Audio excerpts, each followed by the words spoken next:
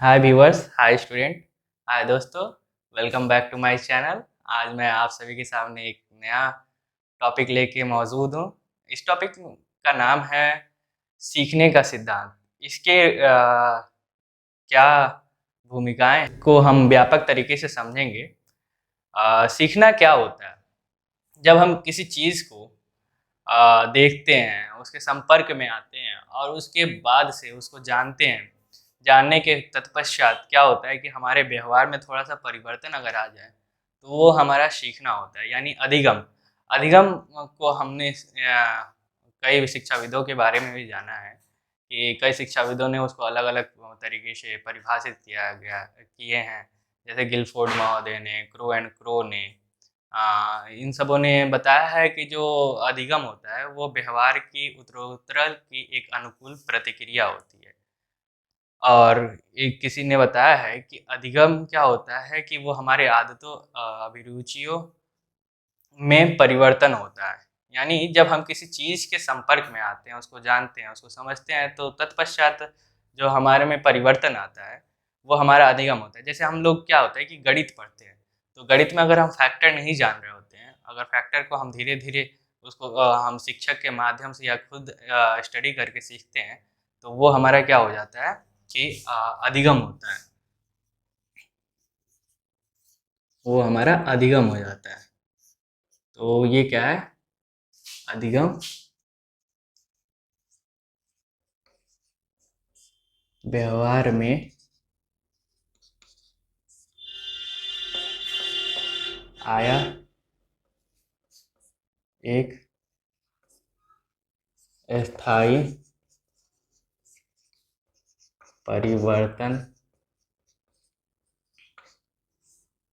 है, उसको हम लोग अधिगम कहेंगे। तो यहाँ पे मैं बता रहा था कि फैक्टर फैक्टर को अगर हम नहीं जानते हैं तो उसके बारे में जानते हैं तो वो हमारा अधिगम हो गया। अब कोई खाना बनाना नहीं जानता है, कोई पनीर बनाना नहीं जानता है, जब वो पनीर बनाना सीख लेता है तो उसके व्यवहार में कुछ परिवर्तन आएगा, तो वो हमारा अधिगम हो गया।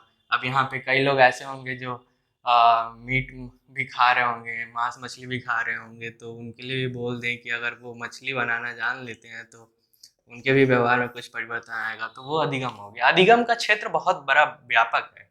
इसको समझने के लिए हम अपने जन्म से लेके मरण तक ये चलने वाली प्रक्रिया होती है, जिसमें हम क्या होता है कि सभी चीज़ों को सीखते जाते हैं, अपने व्यवहार में परिवर्तन लाने जाते हैं। उसमें क्या होता है, हम किसी से कैसे बातचीत कर रहे होते हैं, फिर हमारा नैतिक मूल्य क्या है, उन चीज़ों में हमारा जो है कि कैसे हम उसको सीखते हैं, उसके थ्रू हम कैसे अपने व्यवहार में परिवर्तन लाते हैं, वो हमारा अधिगम होता है।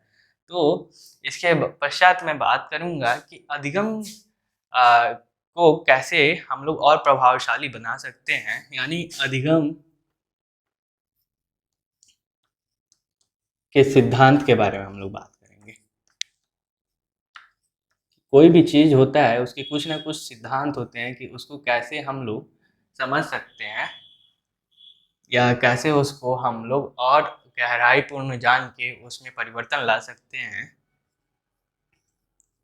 तो उन चीज़ों के लिए कहीं न कहीं हमारे शोध और अध्ययनकर्ता जो हैं, शोधकर्ता, अध्ययनकर्ता, शिक्षाविद जो हैं, वो कहीं न कहीं अध्ययन कर रहे होते हैं।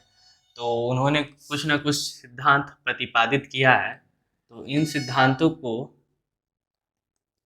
मुख्यतः 2 रूप में वर्गीकृत किया गया है। पहला सिद्धांत क्या है कि आपको व्यवहारवादी सिद्धांत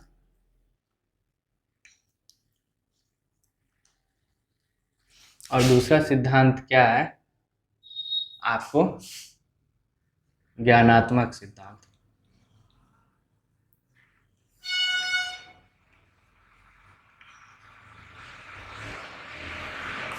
व्यवहारवादी सिद्धांत से कहने का तात्पर्य है कि जब हम किसी चीज़ को आ, समझते हैं, उसके कांटेक्ट में जाते हैं, वो कृत्रिम हो या फिर आपको प्राकृतिक हो, तो उससे हमारे व्यवहार में क्या परिवर्तन आता है, तो वो हमारा व्यवहारवादी सिद्धांत होता है। इसको हम विस्तृत तरीके से नेक्स्ट वीडियो में समझेंगे।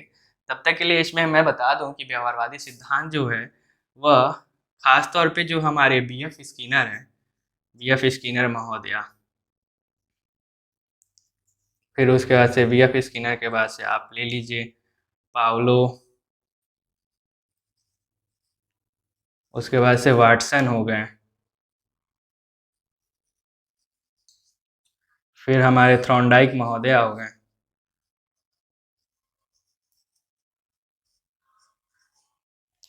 ये मेन तौर पे मुख्य तौर पे इन्होंने व्यवहारवादी सिद्धांत में जो अपने अपने सिद्धांत हैं इसको दिया है।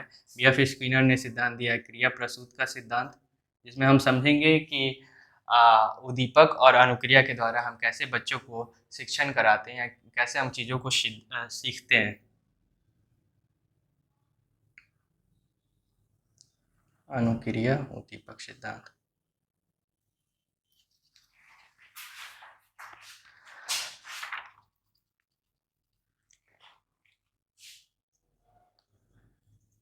अनुक्रिया उद्दीपक सिद्धांत।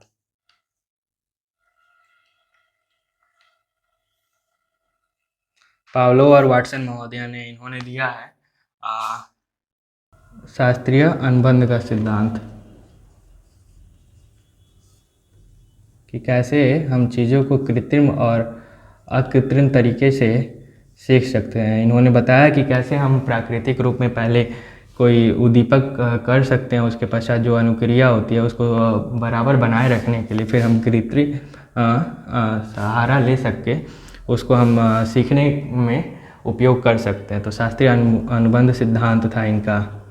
फिर हम लोग थ्रॉन्डाइक का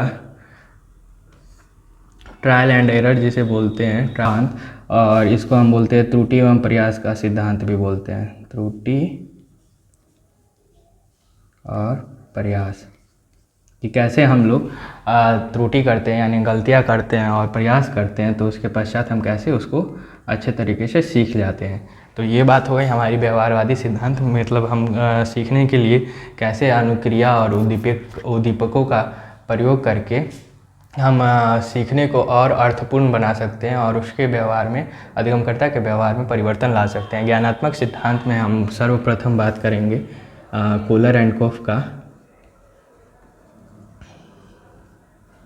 कोलर एंड कोफ का के सिद्धांत का, जिन्होंने सूझ का सिद्धांत दिया है।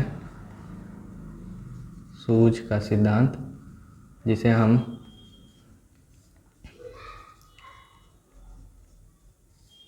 इनसाइट थ्योरी भी बोलेंगे,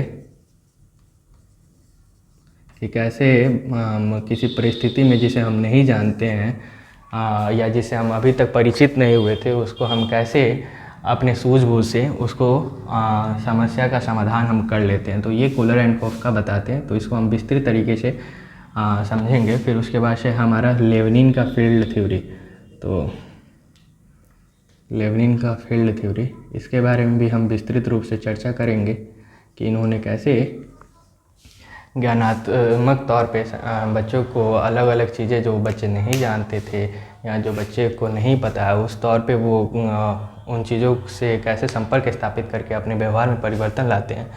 तो यहाँ हम बात कर रहे थे कि अधिगम के सिद्धांत कैसे हैं, तो इन सभी के बारे में एक मैं डिटेल वीडियो आप सभी के सामने लाऊंगा जिसमें सभी ने कैसे अपने अपने बातों को रखा है, तो उन चीज़ों के बारे में हम विस्तृत चर्चा करेंगे। तो मिलते हैं फिर आगे के वीडियो में, तब तक के लिए थैंक्स, और वीडियो को शेयर ज़्यादा से ज़्यादा करें। Thank you.